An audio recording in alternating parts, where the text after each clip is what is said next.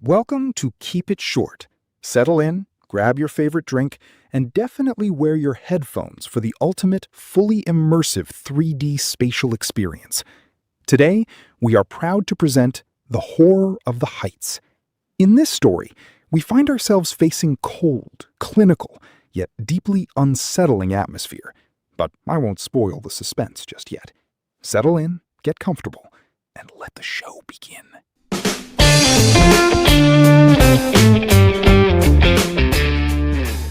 The idea that the extraordinary narrative known as the Joyce Armstrong fragment is an elaborate practical joke has now been abandoned by all who have examined the matter. The most macabre of plotters would hesitate before linking his morbid fancies with the unquestioned, tragic facts that reinforce it. This world of ours appears to be separated by a slight, precarious margin of safety from a most singular and unexpected danger. The blood-soaked fragment was found on the 15th of September last by an agricultural laborer, James Flynn, on the Kent and Sussex border. Near a footpath, he discovered a briar pipe, a pair of broken binocular glasses, and finally, fluttering in a ditch of nettles, a flat, canvas-backed notebook. The last few lines were in pencil, ragged and barely legible, scribbled hurriedly from the seat of a moving aeroplane. The stains on the cover were pronounced by experts to be blood, human and certainly mammalian. Joyce Armstrong was a poet, a dreamer, a mechanic, and a man of considerable wealth. He was a retiring man with dark moods who avoided the society of his fellows. His habit of carrying a shotgun in his aeroplane was one manifestation of his eccentricity. Another was the morbid effect which the tragic fall of Lieutenant Myrtle had upon his mind. Myrtle had fallen from an altitude of over 30,000 feet. Horrible to narrate, his head was entirely obliterated, though his body remained intact. And where, pray, is Myrtle's head? On another occasion, at the flying school mess on Salisbury Plain, the airmen debated the most permanent danger they would have to encounter. They spoke of air pockets, faulty construction, and overbanking. Joyce Armstrong merely shrugged his shoulders. His private affairs were arranged with a precision that showed a strong premonition of disaster. Here is his narrative, beginning at page 3 of the blood-soaked notebook. Nevertheless, when I dined at Reims with Coselli and Gustav Raymond, I found that neither of them was aware of any particular danger in the higher layers of the atmosphere. They are empty, vainglorious fellows. Neither had ever been much beyond the 20,000-foot level.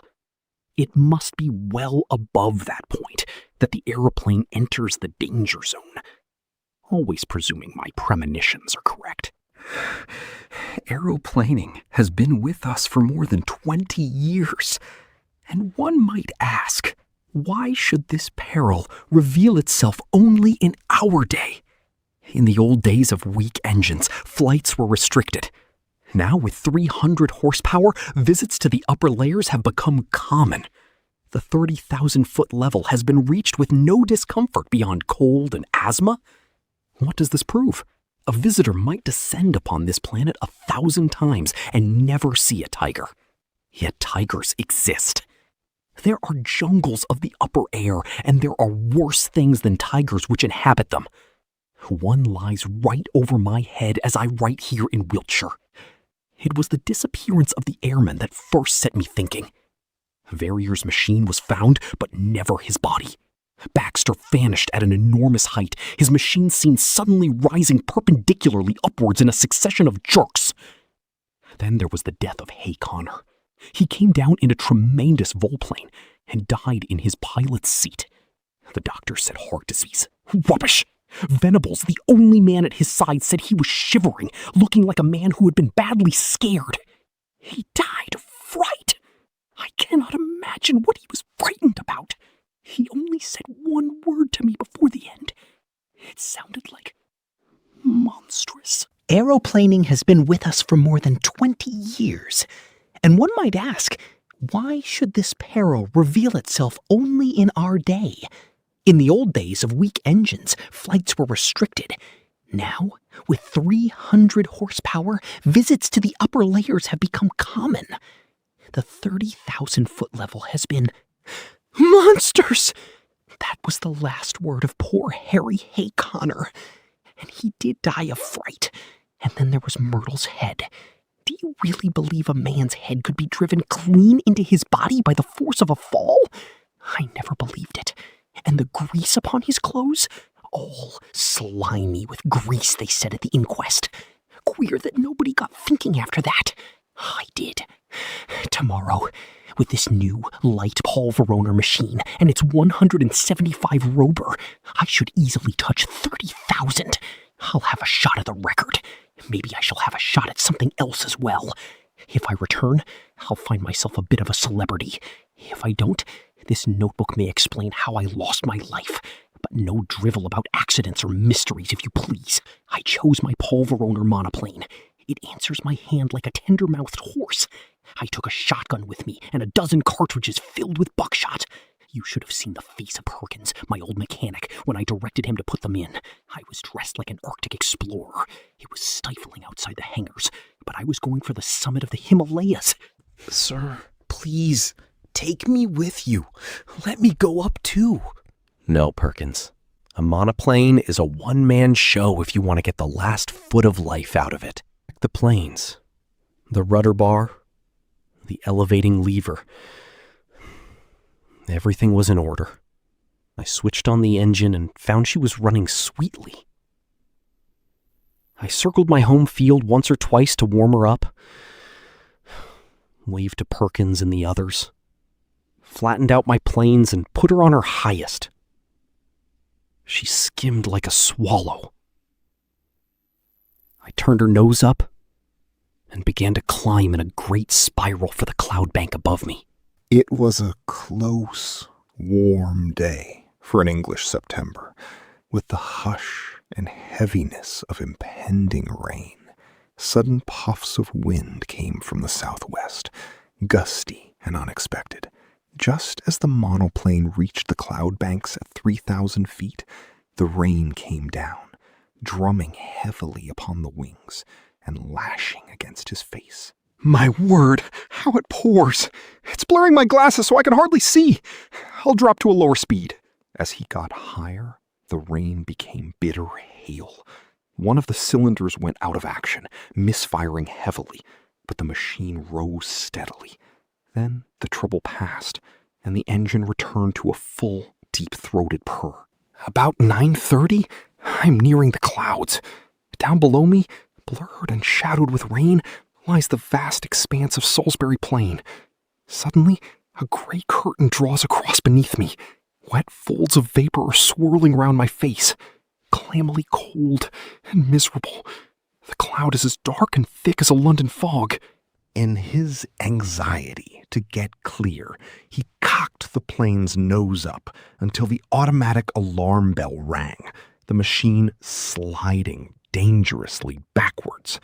Dripping wings made it heavy, but soon he cleared the first layer, rising into a deadly, lonely cloud space between an unbroken white ceiling above and a dark floor below. A great flight of small water birds just went past me, flying fast to the westward. The quick whir of their wings and their musical cry are cheery to my ear. Teal, perhaps. Now that we humans have become birds, we must really learn to know our brethren by sight. The wind beneath whirled and swayed the cloud plane. Through a sudden funnel in the vapor, he caught a fleeting glimpse of a large white biplane passing at a vast depth below, the morning mail betwixt Bristol and London. Then the drift swirled inward again, and the solitude was unbroken. Just after 10, I have touched the lower edge of the upper cloud stratum. Fine vapor, drifting swiftly. The wind is blowing a sharp breeze, 28 miles an hour by my gauge. It is bitterly cold, though my altimeter only marks 9,000. The engines are droning steadily upwards. The cloud bank thinned out into a golden mist, and in an instant the machine shot out into an unclouded sky and a brilliant sun, all blue and gold above, all shining silver below. It was 10:15, and the barograph needle pointed to 12,800 feet. Up and up, my ears are concentrated upon the deep purring of the motor, my eyes busy with the watch, the indicator, the petrol lever, and the oil pump. At 15,000 feet, the compass is useless, pointing wildly east-southeast. The sun and wind must give me my true bearings. I had hoped for stillness, but the gale grows stronger with every 1,000 feet. The machine groaned and trembled in every joint as it faced the wind, sweeping away like a sheet of paper on the turns. He cast loose the parachute behind him, hooking it to his leather belt, ready for the worst. Every cord and strut hummed like harp strings. She holds together bravely. It is glorious to see how, for all the buffeting, she is still the conqueror of nature and the mistress of the sky. But suddenly, a horrible and unprecedented experience. Without a moment's warning, the monoplane was dragged into the heart of a monstrous whirlpool of wind. The machine spun round with such velocity that he almost lost his senses, falling left wing foremost down a vacuum funnel. He dropped like a stone, losing nearly 1,000 feet. The shock, the breathlessness. Only my belt keeps me in the seat. I am hanging half insensible over the side of the fuselage. No, I must make a supreme effort. Level the planes, throw the weight to the side, bring her head away from the wind. With a terrific wrench, he shot out of the eddies, skimming down the sky. Shaken but victorious, he turned her nose up once more. Just after 1 o'clock, he was 21,000 feet above sea level. He had topped the gale. The air grew stiller, but a peculiar nausea crept in from the rarefaction of the air. The oxygen bag. Let me take a whiff of the glorious gas. Oh, it runs like a cordial through my veins. I feel exhilarated to the point of drunkenness, soaring upward into the cold, still outer world. At 1:30, I am nearly 7 miles above the earth. The rarefied air gives less support to my planes. The angle of ascent must be lowered. To make matters worse, a sparking plug failed, causing intermittent misfiring. Then, a sudden, extraordinary event. Something whizzed past the cockpit in a trail of smoke and exploded with a loud hissing sound, sending forth a cloud of steam. What was that? Meteor stones. The Earth is forever bombarded by them. 2 others just passed me near the 40,000-foot mark. A very real danger at the edge of the Earth's envelope. The barograph needle marked 41,300 when the machine reached its absolute limit. The attenuated air gave no firm support to the wings. The engine was misfiring heavily. 2 cylinders were entirely out of action, soaring in circles like a monstrous hawk. He used his Mannheim glass to inspect the clear, silent heavens. The compass is hopeless. No trace of Earth to be seen. Nothing but the distant silver cloud plain. I will take a wider sweep to the south and west. My petrol supply will not last for more than an hour, but a single magnificent volplane can take me home. Suddenly, he became aware of something new. The air in front lost its crystal clearness. It filled with long, ragged wisps of something resembling fine cigarette smoke, turning and twisting slowly in the sunlight. A faint taste of oil upon my lips, and a greasy scum upon the woodwork. Infinitely fine organic organic matter suspended in the atmosphere. Not life, but the remains of life. Or the food of monstrous life, even as the grease of the ocean is the food for the whale. He looked upward and saw the most wonderful vision that ever man has seen. A jellyfish, such as sails in summer seas, bell-shaped and of enormous size, far larger than the dome of St. Paul's. It was of a light pink color, veined with delicate green, pulsating with a regular rhythm. From it depended two long, drooping green tentacles, swaying slowly.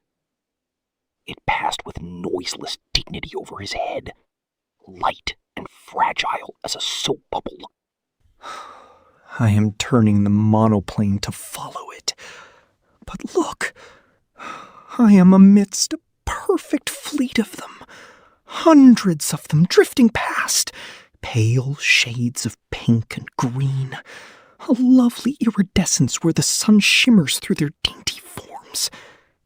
A fairy squadron of strange, unknown argosies of the sky. Then his attention was drawn to a new phenomenon, the serpents of the outer air. Long, thin, fantastic coils of vapor-like material, turning and twisting with great speed. They were 20 or 30 feet long, smoke-colored, with dark internal lines indicating a definite organism. One whisked past his very face. A cold, clammy contact. But they are unsubstantial, no more solid than the floating spume from a broken wave. There is no physical danger here. I am turning the monoplane to follow it. But look, I am amidst a perfect fleet of them, hundreds of them drifting past, pale shades of pink and green, a lovely iridescence where the sun shimmers through their dainty forms. A fairy squadron of strange, unknown argosies of the sky. Then his attention was drawn to a new phenomenon, the serpents of the outer air.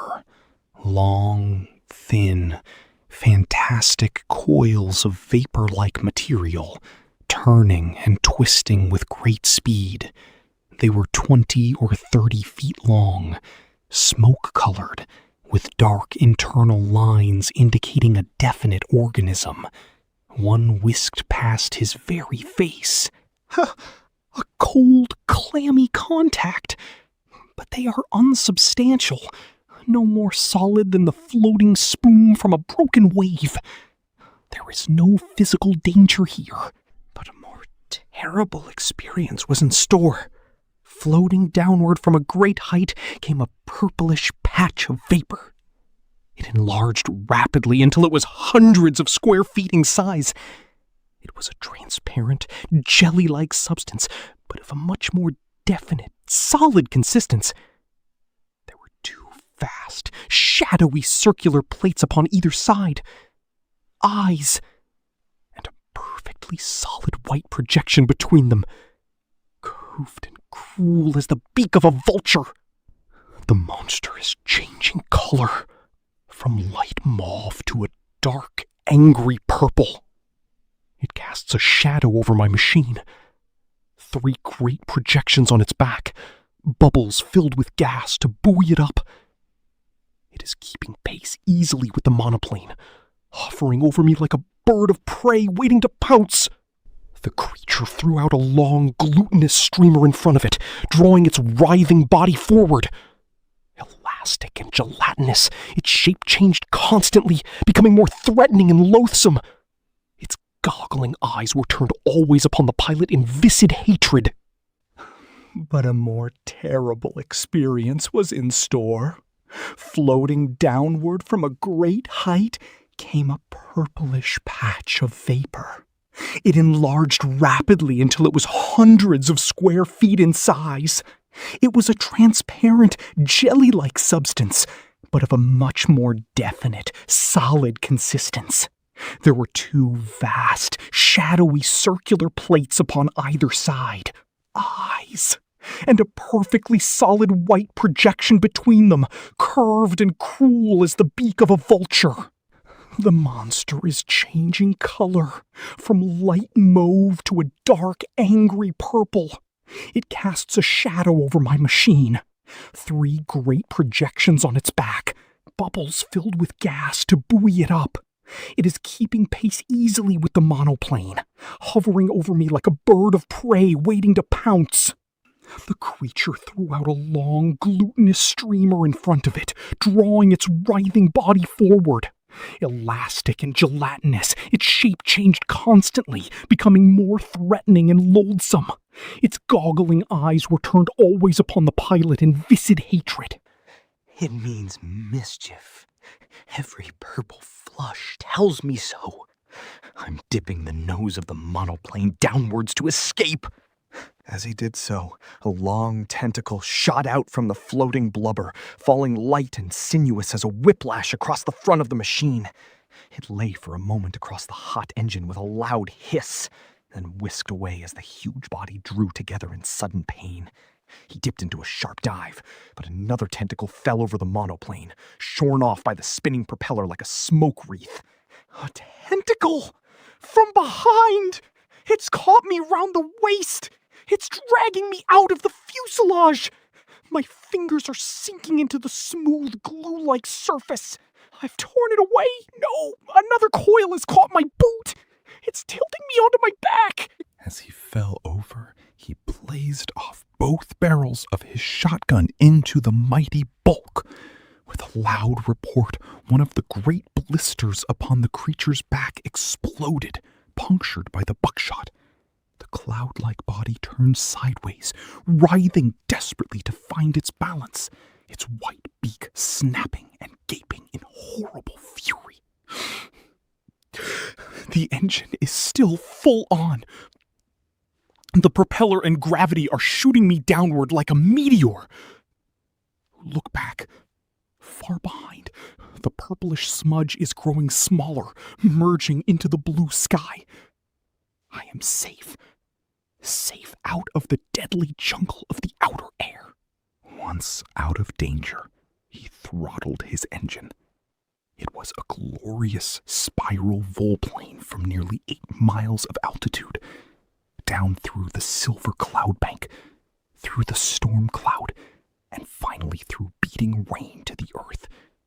He alighted gently in his own home meadow at Devizes at 10 minutes past 6 that evening. I have seen the beauty, and I have seen the horror of the heights, and now it is my plan to go once again before I give my results to the world. I must have something to show by way of proof. Those lovely iridescent bubbles should not be hard to capture. Yes, I will go, even if I run a risk. These purple horrors are not numerous. If I see one, I shall dive at once. At the worst, there is always the shotgun, and my knowledge of... Here, a page of the manuscript is unfortunately missing. On the next page is written, in large, straggling, trembling handwriting, 43,000 feet. I shall never see Earth again. They are beneath me, 3 of them. God help me, it is a dreadful death to die. Such, in its entirety, is the Joyce Armstrong statement. Of the man, nothing has since been seen. Pieces of his shattered monoplane were picked up on the borders of Kent and Sussex. If his theory was correct, he had fled from the air jungle at full speed, but had been overtaken and devoured in the outer atmosphere. The picture of that monoplane skimming down the sky, with the nameless terrors flying swiftly beneath it, and cutting it off always from the earth, is one upon which a man who values his sanity would prefer not to dwell. And that brings us to the end of The Horror of the Heights. Thank you so much for joining us on Keep It Short. We hope you enjoyed this fully immersive 3D spatial audio experience. Remember to wear your headphones for our next story, and we will see you soon. Until next time.